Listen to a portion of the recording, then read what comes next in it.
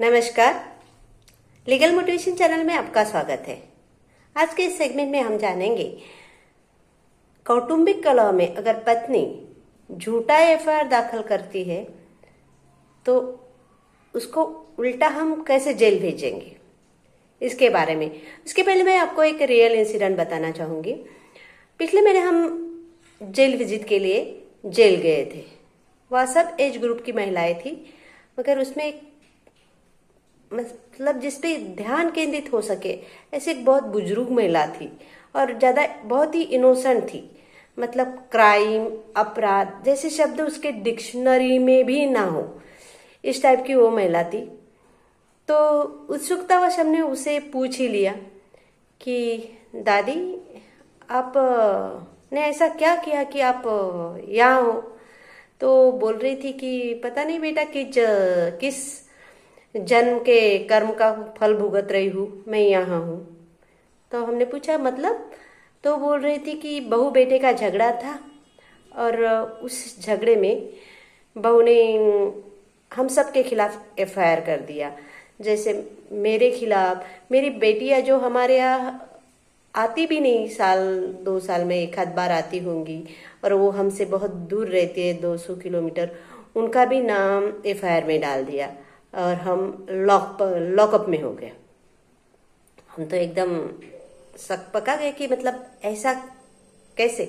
क्या होता था पहले कि जैसे ही किसी ने एफआईआर कर दिया तो पुलिस पहले जिनके खिलाफ एफआईआर कर दिया उनको पहले लॉकअप में डालती थी, बाद में कच्ची जमानत लेके उन्हें मतलब रिहा कर दिया जाता। बाद में इंक्वायरी का मैटर बाद में होता था, मगर अब कच्ची जमानत का मामला टोटल बंद हो गया है। तो अब क्या हुआ है, अब हमारे 1 जुलाई 2024 से नए कानून आ गए हैं।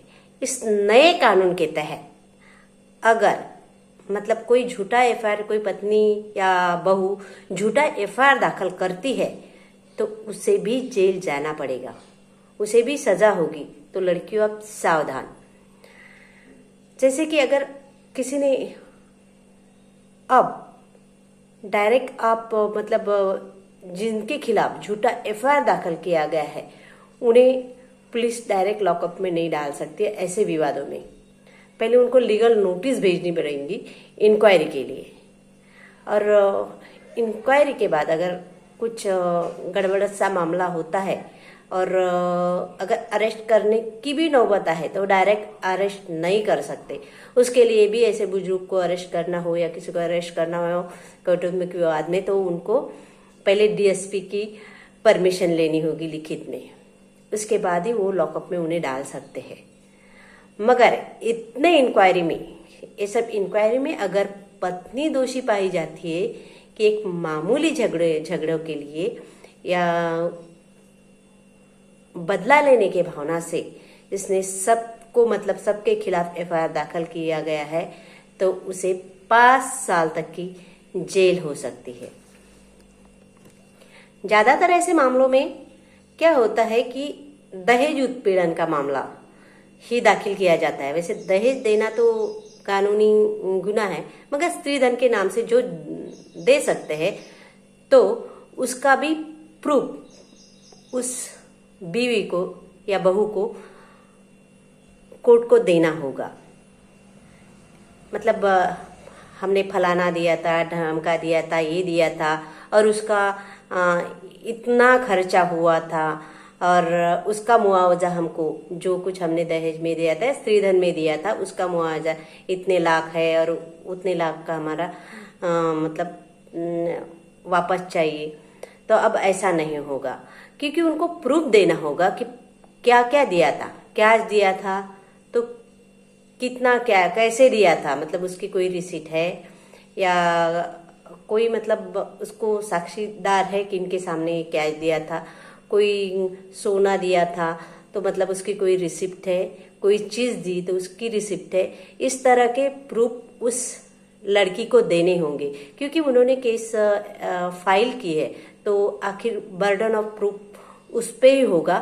तो उसको ये साबित करना पड़ेगा कि इतना इतना धन मतलब दिया था हमने, और अभी भी वो उनकी ऐसी ऐसी मांग है और मुझे इसके लिए प्रताड़ित किया जा रहा है, तो इसका प्रूफ भी उनको देना पड़ेगा।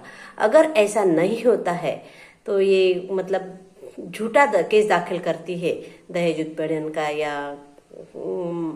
हरेसमेंट, मारपीट या कोई भी घरेलू मामलों में ये पूरा साबित होता है कि ये झूठा केस है, तो उस पत्नी को ही उल्टा जेल जाना पड़ेगा। इसके लिए 5 साल या 7 साल तक की सजा और जुर्माना भी भरना पड़ सकता है। ऐसा एक इंसिडेंट हुआ कि लड़की डिवोर्स केस फाइल करने के लिए उनके फैमिली के साथ आई, और जो रेगुलर स्ट्रॉन्ग केस बनाने के लिए इल्ज़ाम लगाने थे वो सब, मारता है, पीटता है, अमका करता है, ढमका करता है, इस टाइप के सब उन्होंने बताया। मगर उनके सब बातों में विसंगतता थी, तो उसे कहा गया कि अब सिर्फ लड़की से बात करनी है। तो लड़की से बात जब करी तो एकदम सब उसके उल्टा था। तो उसे पूछा गया कि सही में तुम मुझसे डिवोर्स क्यों लेना चाहती हो? तो उसने कहा कि नहीं, मुझे डिवोर्स नहीं लेना है, मुझे उसके साथ ही रहना है, मगर वो मुझे नहीं रखना चाहता। तो कहा क्यों नहीं रखना चाहता? तब उसने बताया कि हमारी शादी के लिए 1 साल ही हुआ है, और 1 साल से हम दोनों यहाँ शहर में रह रहे हैं, फैमिली से दूर। मेरे पति 10 बजे ऑफिस चले जाते, मैं घर पे अकेली रहती हूँ। तो मैं जैसे आजकल सब इंस्टाग्राम, मोबाइल, फेसबुक जो भी है वो यूज़ करते हैं, मीडिया में दोस्त बनाते हैं, उसी तरह एक दोस्त उसका भी बन गया फेसबुक पे, और उनकी यही कुछ 3-4 महीने पहले से चैटिंग चालू हो गई। शादी के बाद क्या था ये सब, और चैटिंग चालू हो गई तो उसने थोड़ी ज़्यादा चैटिंग हो गई होंगी, अक्षरपार चैटिंग हो गई होंगी।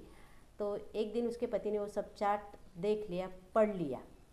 अब उसे जो समझना था उसके हिसाब से उसने समझ लिया, इसका अफेयर है, दोनों में कहा सुनी हुई, और उस लड़के ने अपने हिसाब से ये तय कर लिया कि मुझे अब इससे के साथ रहना नहीं है, ये चीटर है, इसने मेरे साथ चीटिंग की है। अब लड़की ने हाथ जोड़े, पैर पड़े कि इसके बाद ऐसी गलती नहीं होगी, मैं उसके साथ चैटिंग नहीं करूँगी, मेरा इतना मतलब मैं उस लड़के के साथ मिली भी नहीं हूँ, मैं माफ़ी मांगती हूँ। मगर लड़का कुछ समझने को तैयार नहीं था। अब लड़की वो शादी नहीं तोड़ना चाहती थी, उसे उसके साथ ही रहना था, और अपने फैमिली वालों के सामने भी उसे अच्छा बने रहना था। तो अपने मैके गई और मैके वालों को बताया कि मैं वहाँ रहना चाहती हूँ, मगर मेरा पति बहुत शकी है, वो मुझ पे शक करता है, मारता है, पीटता है, और वो मुझे शक की वजह से मुझे रखना भी नहीं चाहता। अब उन्हें अपने लड़की के पे बहुत ज़्यादा भरोसा था, और तो फिर उसके कई ढीठ मेंबर थे, वो उनके घर आए, मारा पीटा, जो कुछ दंगा फसाद करना था वो उन्होंने किया। अब वो कोर्ट मैटर चल रहा है।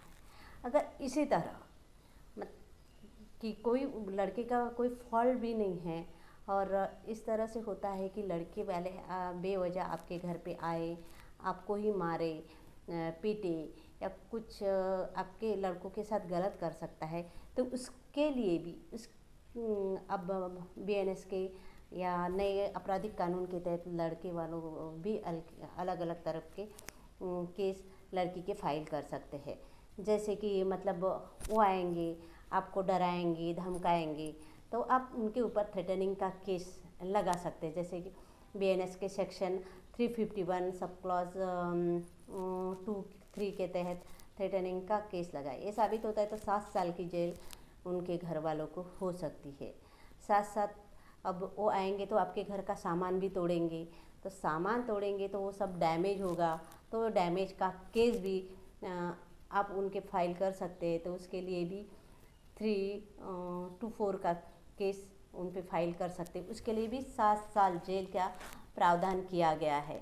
और वो जो आते हैं तो मारपीट तो करेंगे ही करेंगे, तो मारपीट करेंगे तो मारपीट आपको कुछ हर्ट होगा, चोट आएगी या कुछ खरोच आएंगी, तो आपको तब के तब मेडिकल रिपोर्ट कराना है और वो एविडेंस आपके पास रखना है। और एक ग्रीवस हर्ट का केस आप उस पर फाइल कर सकते हैं। और उसके लिए भी उन जो लड़की वाले हैं उनके घर वाले हैं तो 7 साल की सज़ा उन्हें तब तक हो सकती है। वो आते हैं और वो केस फाइल न करने के लिए आपको डरा के धमका के मेंटेनेंस वैसे ही मांगते हैं कि पैसा दो, तो हम ये केस यही करते हैं। मगर आप लड़के वाले पति को ऐसा बिल्कुल भी नहीं करना है। आप जो भी कुछ उसे पैसा देंगे, अगर देंगे भी बिना कोर्ट में जाए, ऐसे इधर किधर हम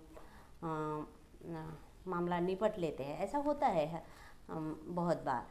तो आप उसकी ऑनलाइन रिसिप्ट रखिए। पैसा अगर दे रहे हैं, आपको छुटकारा ही पाना है उस लड़की से, अगर दे रहे तो ऑनलाइन या कोई भी रिसिप्ट रखिए, उसका सबूत रखिए। वैसे तो अब हर बात का सबूत, अगर आप केस करते हैं लड़के वाले, अगर केस करते हैं लड़की पे, तो बर्डन ऑफ प्रूफ तो आप पे ही होगा। तो आपको प्रूफ करने के लिए आपके वो सब सबूत आपको ही देने होंगे। उसके लिए मतलब आप देते हैं तो एक्सटॉर्शन का भी आप उन पे केस कर सकते हैं और उसके लिए 7 से 10 साल तक की सज़ा उन लोगों को होती है। यह सब होने में, इतना सब जाने में, तो आपकी बहुत सारी बदनामी भी होती है। तो आप बदनामी के लिए भी उन लोगों के लिए डिफेमेशन का केस सेक्शन 356 के तहत उन पे कर सकते हैं। उसके लिए लड़की को भी 2 साल तक की सज़ा और उस पत्नी को 2 साल तक की सज़ा डिफेमेशन के लिए या फाइन भी देना पड़ सकता है। इस तरह से अब पतियों के साइड में भी बहुत सारे मतलब कानून में बदलाव हुए हैं। तो आपको अब ऐसी पत्नियों से डरने की कोई ज़रूरत नहीं है। इसी तरह आपको कानूनी इन्फॉर्मेशन अच्छी लगती है तो आप मेरे चैनल को सब्सक्राइब कर सकते हैं। और किस विषय पे आपको इन्फॉर्मेशन चाहिए आप मुझे कमेंट में बताइए। और देखते रहिए लीगल मोटिवेशन। तब तक के लिए जय भारत, जय संविधान। Thank you.